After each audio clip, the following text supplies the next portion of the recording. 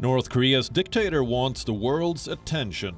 Kim Jong-un only has one option left, and he could be seriously considering it: a full-fledged nuclear test.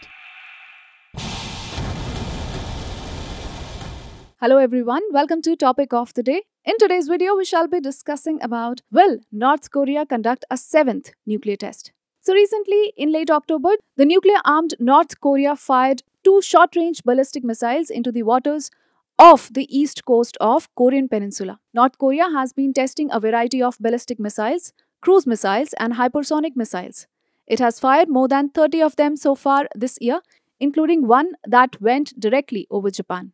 Now let us discuss about the background of US-South Korea joint military drills. In August-September 2022, South Korea and United States conducted their largest joint military drills since 2017.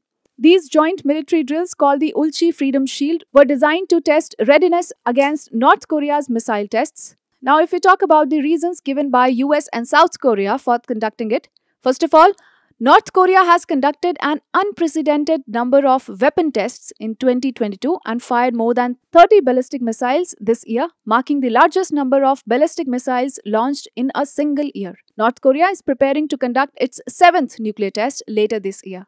Now, North Korea conducted its 6th nuclear test in September 2017, and these joint drills come after North Korea rejected South Korea's proposal that North Korea give up its nuclear capabilities in phases in return of the economic benefits. Now let us talk about North Korea's new nuclear doctrine.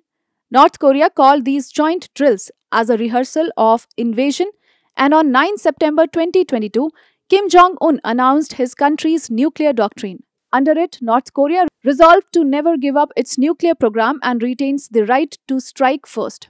Now, is a 7th nuclear test a possibility? South Korea's defense minister also told the parliament that the North completed preparations for a nuclear test around May. At present, US is more preoccupied in dealing with the strained ties with China and the new Ukraine crisis, where Russia's Vladimir Putin has issued a veiled threat to use tactical nuclear weapons. North Korea's Kim Jong-un seems to have taken advantage of this fluid situation. Now, what would the reaction be to the nuclear test?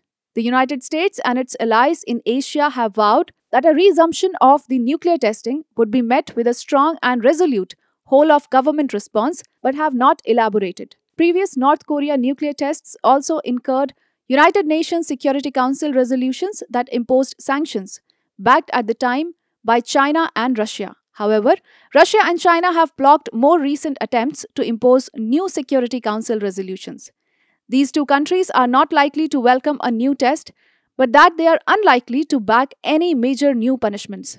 Now, if we talk about the impact of North Korean threat on security perception of Japan and South Korea, first of all, though North Korea possesses between 40 and 50 nuclear warheads and is the smallest arsenal of the world's 9 nuclear-armed state, but it does not make North Korea less dangerous.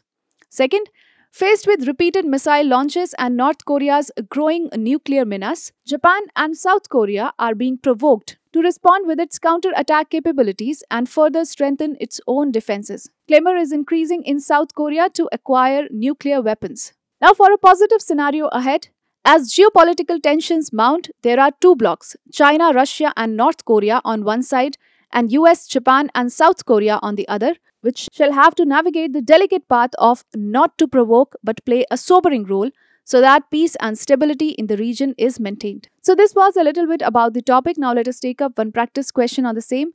Consider the following statements relating to treaty, Non-Proliferation Treaty. First, the NPT, the Non-Proliferation Treaty, entered into force in 1970. Second, North Korea had been a party to the NPT but later withdrew from it. Now, which of the statements given above are correct? You can take a moment and write your answers in the comment section below.